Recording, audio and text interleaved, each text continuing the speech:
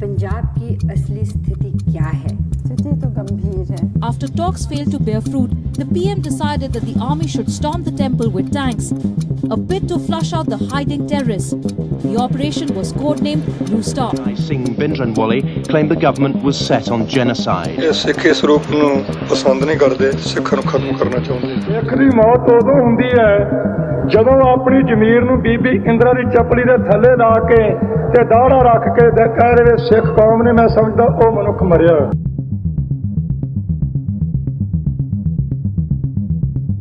Consulate in Vancouver was targeted. Hundreds of protesters showed up. India's hunt for a hardline Sikh separatist continues. A group, Sikh for Justice, has called for a so-called referendum in Canada. Self-styled religious leader Amritpal Singh supporters attacked the police station. So who is this Amritpal Singh?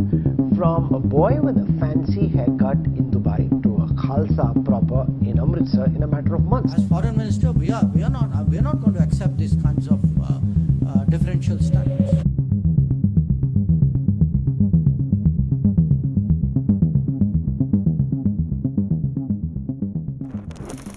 ये समय है 1947 का, जब भारत अंग्रेजों से आजाद हो रहा था। Britishers left us but also left their impact on us for a very long time. उन्होंने डिवाइड एंड रूल स्ट्रैटेजी को यूज करके अखंड भारत को इंडिया और पाकिस्तान में डिवाइड कर दिया। Now listen to this lecture by Yuri Bezmenov, who talks about ideological subversion. Ideological subversion is the slow process. What it basically means is to change the perception of reality of every American to such an extent that despite of the abundance of information, no one is able to come to sensible conclusions in the interests of defending themselves, their families, their community, and their country. It's a great brainwashing process which goes very slow, and it's divided in 4 basic stages. In this lecture, he's trying to explain how ideological differences can cause riots, fights, and even mass deaths. यहाँ पर भारत को India और पाकिस्तान में divide तो कर दिया, but यहाँ पर एक और ग्रुप था जो कि अपने इंडिपेंडेंट स्टेट की डिमांड कर रहा था। उनका बोलना था कि हिंदुओं को हिंदुस्तान मिल गया, मुसलमानों को पाकिस्तान मिल गया, पर सिखों का क्या? यहाँ से खालिस्तान मतलब द लैंड ऑफ खालसा की डिमांड शुरू हुई, जो कि आगे चल के एक बहुत ही खतरनाक मोड़ लेने वाली थी।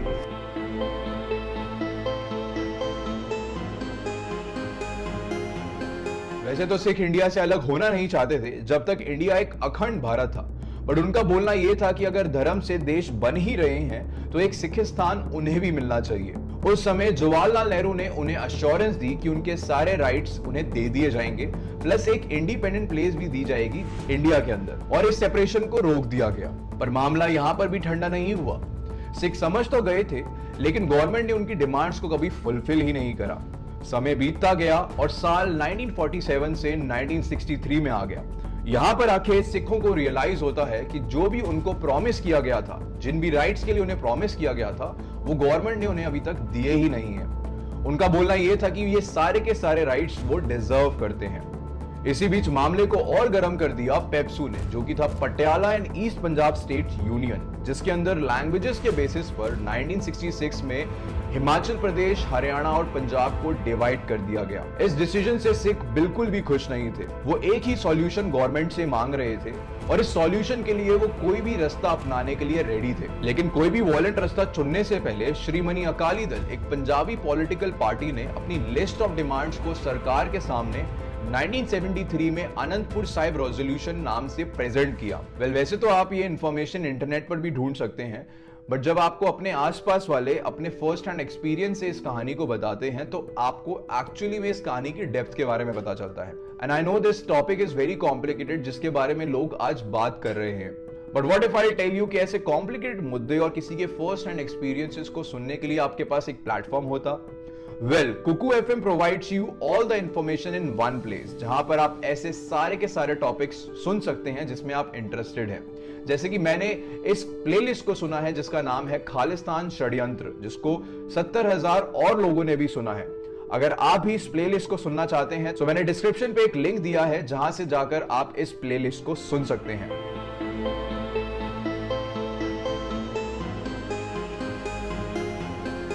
अब आगे बढ़ते हैं और समझते हैं that what exactly is Anandpur Sahib resolution.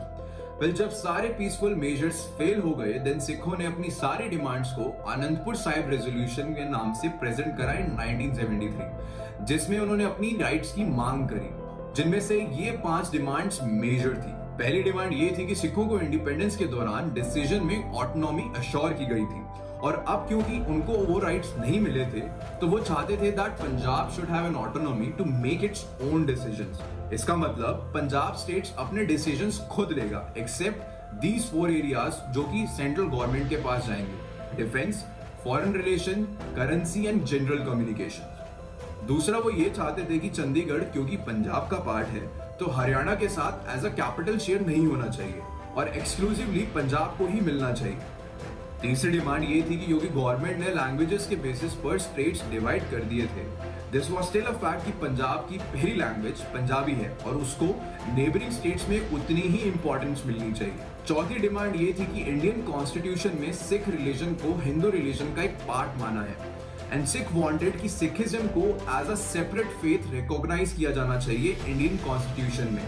अब है लास्ट और सबसे बड़ी डिमांड जो पंजाबी लोगों ने की थी थ्रू आनंदपुर साहिब रेजोल्यूशन। पंजाब का 3rd-4th वाटर दूसरे स्टेट्स को दिया जा रहा था बिना स्टेट गवर्नमेंट की परमिशन के, और सतलुज यमुना लिंक कैनाल से गवर्नमेंट चाहती थी कि बचा हुआ पानी हरियाणा और दिल्ली के साथ डिवाइड हो। बट पंजाबीज को ये चीज बिल्कुल भी पसंद नहीं आई एंड दे क्लेम कि अगर ये पानी भी डिवाइड हो जाता है तो 3 रिवर्स के होने के बाद भी उनके पास इनफ पानी नहीं बचेगा। वेल, एज अ सिख अगर मैं आपको खुद का ओपिनियन दूं इन 5 डिमांड्स के ऊपर कि ये सही है या नहीं, तो इनमें से एक डिमांड है जो मुझे भी लगता है कि मिलनी चाहिए सिखों को, जो कि है सिखिज्म को as a separate religion recognise किया जाना चाहिए इंडियन कॉन्स्टिट्यूशन में। बाकी की जो 4 डिमांड है उस पर मैं अपना एक परफेक्ट ओपिनियन ना दे पाऊँ because I don't belong from state of Punjab. अगर पंजाब के लोगों को ये लगता है कि ये जो 4 डिमांडें हैं अगर गवर्नमेंट उन्हें दे देती है और इन डिमांड्स को देने के बाद उनको कुछ फायदा होता है देन ऑब्वियसली वो एक पीसफुली गवर्नमेंट से इसकी डिमांड कर सकते हैं। पर एक चीज मैं आपको बहुत ही क्लियरली मेंशन करना चाहता हूं कि आनंदपुर साहिब रेजोल्यूशन में भी खालिस्तान की डिमांड कभी हुई ही नहीं थी। तो फिर आखिर ये टर्म कैसे कॉइन हुआ और इस मोर्चे को किसने आगे बढ़ाया और कैसे Khalistan movement becomes India's most violent movement.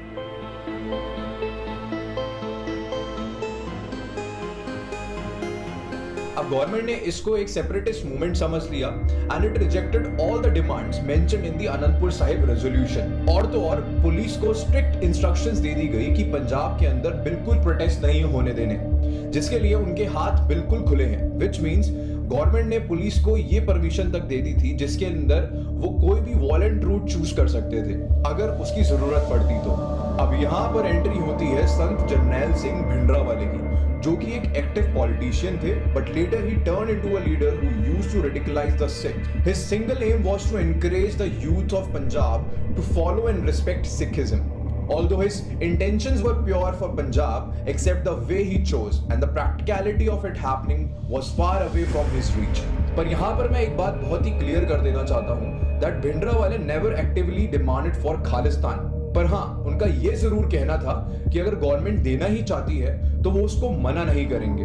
तो ये कहा जा सकता है कि भिंडरावाले की बढ़ती पावर को देख के उस टाइम की गवर्नमेंट ने उन्हें एक सेपरेटिस्ट दिखाने की कोशिश तो करी थी, पर इससे ये कहना थोड़ा मुश्किल है कि खालिस्तान की आवाज नहीं उठ रही थी। कुछ एलिमेंट्स भले ही वो भिंडरावाले नहीं थे, but countries like Canada, UK and USA में बैठे लोग इस आग में घी डालने का काम जरूर कर रहे थे। इसके बाद आनंदपुर साहिब रेजोल्यूशन के आइडियाज को प्रमोट करने के लिए Bhindranwale started Dharam Yudh Morcha where he invited the youth of Punjab to take participate in it. But वो ये सब बहुत ही पीसफुली कर रहे थे एंड इंटरेस्टिंगली पूरे पंजाब में उन्हें काफी ज्यादा सपोर्ट भी मिली। पर गवर्नमेंट को ये बात बिल्कुल भी रास नहीं आ रही थी क्योंकि जनता सरकार से ज्यादा भिंडरावाले की सुन रही थी। And interestingly Bhindranwale was actually a part of Congress party before launching धर्म युद्ध मोर्चा। ऐसा उस टाइम की सरकार का मानना था कि उनको इस आवाज को दबाना जरूरी है, अदरवाइज भारत पंजाब को लूज कर देता या फिर पंजाब के प्रोटेस्ट के अंदर काफी सारे लोग अपनी जान गंवा देते। And this is where Indira Gandhi led सरकार ने लॉन्च किया ऑपरेशन ब्लू स्टार।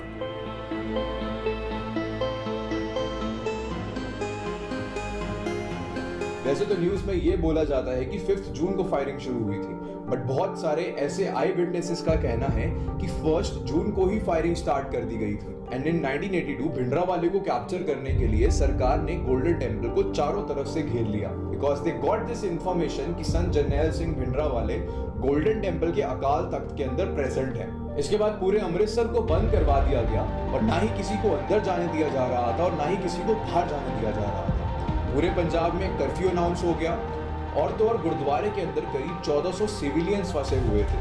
उन लोगों में सिर्फ एक डर का माहौल था और उनको यही लग रहा था कि कुछ भी हो सकता है किसी भी टाइम। इसके बाद आर्मी अनाउंस करती है कि सिविलियंस बाहर आ जाए, जिसके बाद आर्मी फायरिंग स्टार्ट कर देती है।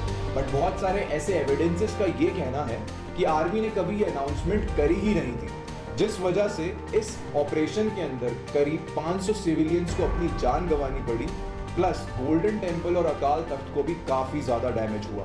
गवर्नमेंट वॉज कंप्लीटली अवेयर कि भिंडरावाले को हटाना क्यों जरूरी है और 6 जून 1984 को भिंडरावाले मारे जाते हैं। पर सैडली उनके साथ साथ 500 सिविलियंस अपनी जान भी गंवा देते हैं। ऐसा से जब भी मैं इस इंसिडेंट के बारे में सुनता हूँ या जो भी 1984 में हुआ था मैं उसके बारे में सुनता हूँ, मुझे बहुत ज़्यादा बुरा फील होता है।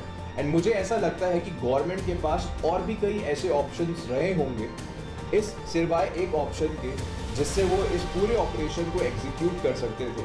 अगर वो ऐसा करते तो शायद उन 500 सिविलियंस की जान भी बच जाती और जो डैमेज हुआ है गोल्डन टेम्पल और अकाल तख्त के ऊपर वो भी कभी ना होता। गवर्नमेंट को ऑपरेशन ब्लू स्टार तो सक्सेसफुल हो गया था, लेकिन इट न्यू कि सिविलियंस की जान जाने के बाद जनता उन्हें कभी भी माफ नहीं करेगी। और सिचुएशन तो और बदतर हो गई जब काफी सारे Sikh soldiers, MPs and MLAs ने अपनी पोस्ट से ही रिजाइन दे दिया। जनता गोल्डन टेम्पल की इतनी बुरी हालत को देख के काफी ज्यादा दुखी थी, जिसके बाद गवर्नमेंट के अगेंस्ट काफी प्रोटेस्ट भी हुए। पर उस समय मामला ठंडा पड़ गया था। इनफैक्ट ऑपरेशन ब्लू स्टार के बाद उसका second part operation wood rose launch हुआ, जो कि ऑपरेशन ब्लू स्टार के सारे आउटब्रेक्स और प्रोटेस्ट को संभालने के लिए था। बट अंटिल दिस डे जब प्राइम मिनिस्टर इंदिरा गांधी का उनके ही 2 सिख गार्ड्स ने असैसिनेशन कर दिया। ऐसा बोला जाता है कि इंदिरा गांधी ऑलरेडी न्यू कि उनके साथ ऐसा कुछ होगा, बिकॉज शी रियलाइज कि उनसे बहुत बड़ी गलती हो गई है, जिस वजह से उनको जनता कभी भी माफ नहीं करेगी। बट इस इंसिडेंट के बाद ऐसा कुछ हुआ जो कोई कभी सोच भी नहीं सकता था। इंदिरा गांधी के लॉस के बाद पीपल वर वेरी हर्ट और फिर अगेन अनकंट्रोलेबल सिचुएशन और बड़ी हो गई जब एंटी सिख राइट्स शुरू हुए और जिसमें करीब 3000 सिखों की जान गई। Congress was not even able to manage this riot peacefully, जिस वजह से हम लोगों को काफी ज्यादा लॉस भी हुआ। ऐसा बोला जाता है कि काफी सारे कैदियों को खुला छोड़ दिया गया था इस राइट में हिस्सा लेने के लिए, प्लस लोगों को खुले हाथ दिए हुए थे लड़ते वक्त। और पुलिस भी इस दंगे को मैनेज कर पाने में अथॉरिटी से रिक्वायर्ड ऑटोनॉमी ही मांगती रह गई। छोटे मोटे प्रोटेस्ट कई सालों तक चलते रहे, लेकिन थैंकफुली सब धीरे धीरे नॉर्मल हो गया, सब सही चल रहा था। फिर रिसेंटली दुबई में काम कर रहा एक 28 साल का लड़का एकदम से न्यूज के सामने आता है और जिसको वारिस पंजाब डे का चीफ बना दिया जाता है। आखिर कौन था ये लड़का और कैसे इतनी पावर में आ गया रातों रात?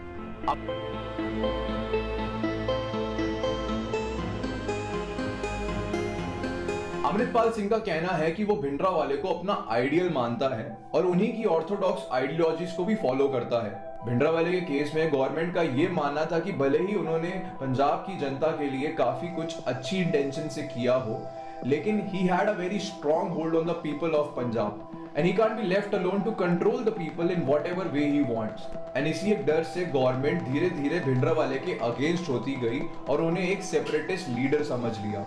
अमृतपाल सिंह जगह जगह जाके अपनी स्पीचेस के थ्रू ओपनली खालिस्तान की मांग कर रहा है, पर इसके साथ उसने एक खालसा वही ली है कि वो पंजाब में प्रेवलेंट ड्रग कल्चर से उनके यूथ को दूर कर सिख धर्म की तरफ लेके जाएगा।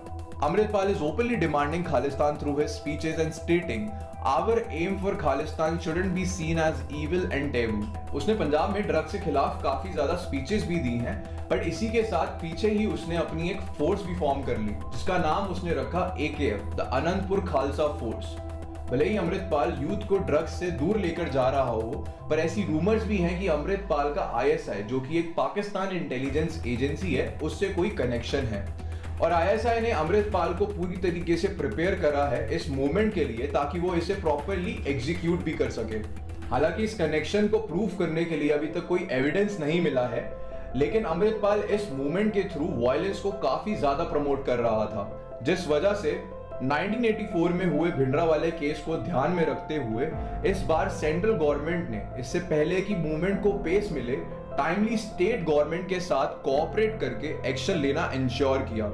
पिछले महीने जब पंजाब पुलिस ने इन प्रोटेस्ट को संभालने की कोशिश करी तो वो इसमें नाकाम रही और वो समझ गई कि उनको पंजाब में और भी ज्यादा फोर्स को डिप्लॉय करने की जरूरत है। 2023 में G20 समिट की मीटिंग्स इंडिया होस्ट कर रहा है और इन मीटिंग्स की एक लोकेशन थी पंजाब का अमृतसर, जिसके कवर के अंदर सेंट्रल पैरामिलिट्री फोर्सेस की 50 कंपनीज को पंजाब में डिप्लॉय किया गया।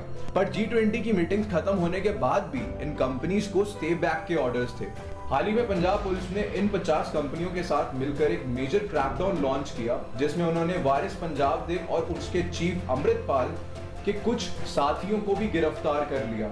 और ताकि स्टेट में और ज्यादा अराजकता ना फैले, इसलिए गवर्नमेंट ने YouTube और ट्विटर पे जो प्रो खालिस्तानी एलिमेंट्स थे जो इस प्रोटेस्ट को हवा दे रहे थे, उन्हें भी इंडिया से बैन करवा दिया।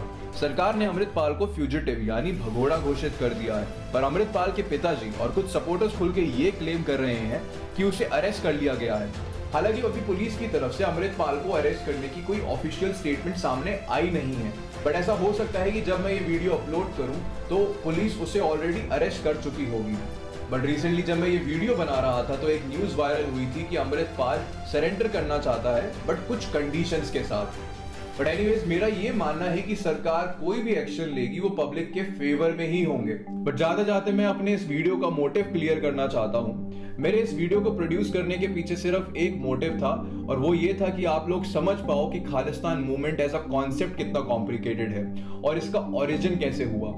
और इस वीडियो के अंदर मेरे कुछ ऐसे पर्सनल ओपिनियंस है इस मूवमेंट को लेकर, जिसमें अगर देखा जाए तो there is a very small group of people who are supporting Khalistan movement. और बट मेरा ये मानना है कि आप लोगों को जो मूवमेंट चलाना है आप वो मूवमेंट चलाओ, किसी को कोई फर्क नहीं पड़ता उससे।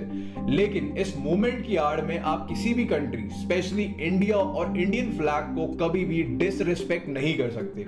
और अगर आपको ये लगता है कि आप किसी कंट्री को डिसरिस्पेक्ट करके या उनके फ्लैग को डिसरिस्पेक्ट करके आप इस मूवमेंट को सक्सेसफुल बना लोगे, तो वो आप लोगों की बहुत बड़ी भूल है।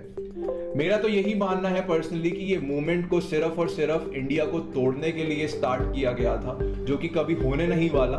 बट अगर ऐसा होता भी है, लेट्स से फॉर एग्जांपल ये मूवमेंट किसी तरीके से सक्सेसफुल भी हो जाता है, तो मुझे पर्सनली ऐसा लगता है कि उस टाइम पे बहुत ही ज्यादा केओस होगा और सिचुएशन बहुत ही ज्यादा बुरी होगी। But anyways, I want to conclude this video by saying thank you guys for watching this video till the end. मुझे बहुत अच्छा लगेगा अगर आप लोग अपने व्यूज को कमेंट्स में जरूर बताएंगे, और चैनल को सब्सक्राइब करना तो मत भूलना, बिकॉज मैं आने वाला हूं बहुत ही इंटरेस्टिंग वीडियोस के साथ अगले कुछ हफ्तों के अंदर। सो I want you guys to please like this video, share this video with your friends and family, and subscribe my YouTube channel. Thank you and goodbye.